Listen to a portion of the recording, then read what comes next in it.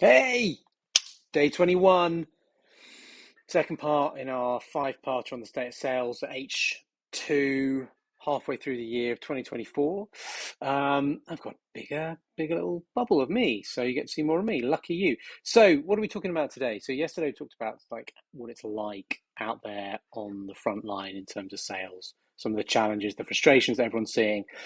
Wanted to jump into some data today. This is a report that Ebster and Pavilion produce every year, and this one was produced in January of this year, that really gives a view on the challenges that were seen in 2023.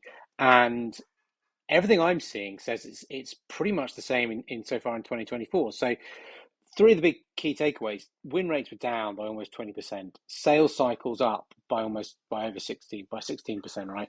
And deal values down by over 20%. So that's got massive knock-on effects. That means that we have to have bigger pipelines to hit our ratios. That means it's taking longer to bring in business. So a 90-day sales cycle all of a sudden like is 105, 106 days. So you're talking about going from a quarter to a quarter plus, and deal values down by a fifth. So you have to do 20% more deals just to get to the same overall target. So it's really tough. And some of the other things that challenges that it highlights is that almost 70% of reps are missing quota. Deal velocity, so the speed with which deals move through the pipeline, has slowed right down, and almost half of all deals are slipping.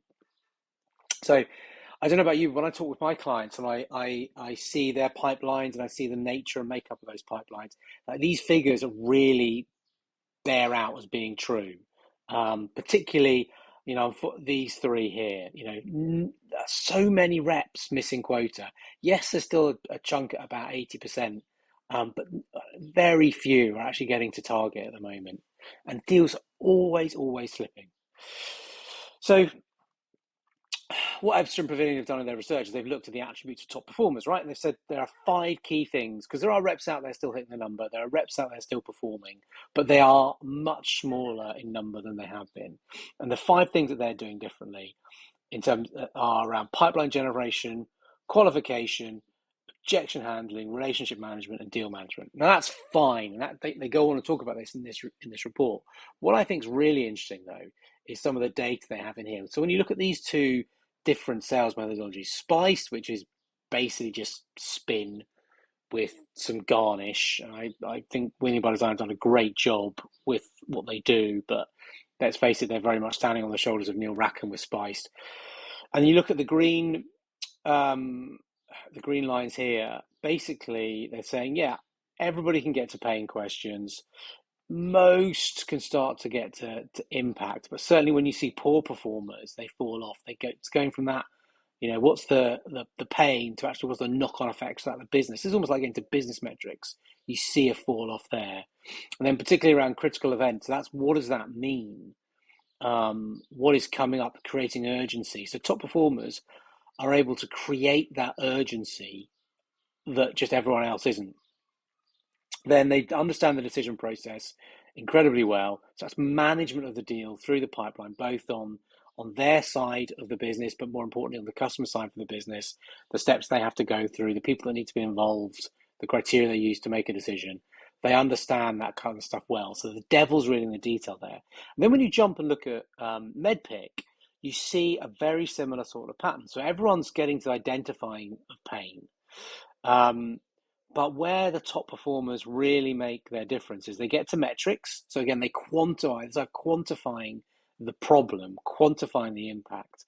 They get to the economic bias, they get to power, they understand decision criteria and decision process. So again, that's managing that deal through the organization, understanding the players that need to be involved and how you have to kind of almost shepherd your piece of business to the end. And they have a really good understanding of the competitive landscape as well. So they know where their customers are, where they're coming from, and how to differentiate them. So really, for me, that boils down to fundamentally three things that the top performers do that everybody else fails to do. One, during the discovery process, they don't just get to, pain or a surface pain or a kind of high level need that their product or service can solve. They make it visceral, they make it real, they get to metrics, they understand the knock-on effects of not solving this issue. And by doing that, they can create urgency both with their champion, but and within the business more broadly. Okay. Secondly, we've talked about this a couple of times. It's about the decision process, the decision journey the client needs to go on. They work to understand the detail behind that. They test who's involved, and they do an excellent job then of managing how they work and how they thread the steps that they take through the client's process or the client's way of buying to get to a successful outcome. And the third thing, and kind of one of the standout things that top performers do, in my opinion, is they get to power, they get to the economic buyer. So you see this kind of sticks out like a sore thumb over here from a medpic perspective. They get to the economic buyer. And the only way you do that is if you've done all the other bits first. If you've really built urgency and understood metrics, if you've really understood how the organization works, the challenges that it has, and you have insights and value that you can share with the economic buyer, will make it worth their time to engage with you, you'll get time with them.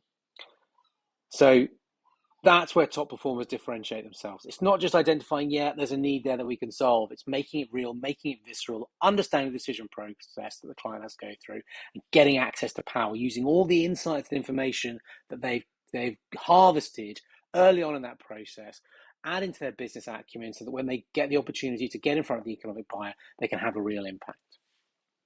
So we've looked at the situation, we've looked at some of the challenges. Tomorrow, we're going to start to talk about actually what you can do as a seller to build your capabilities, to build your confidence, to do those three things really well, to make pain visceral, to put numbers around it, to quantify it, to create urgency, to manage a decision process with a client, and to get into power. Speak to you then.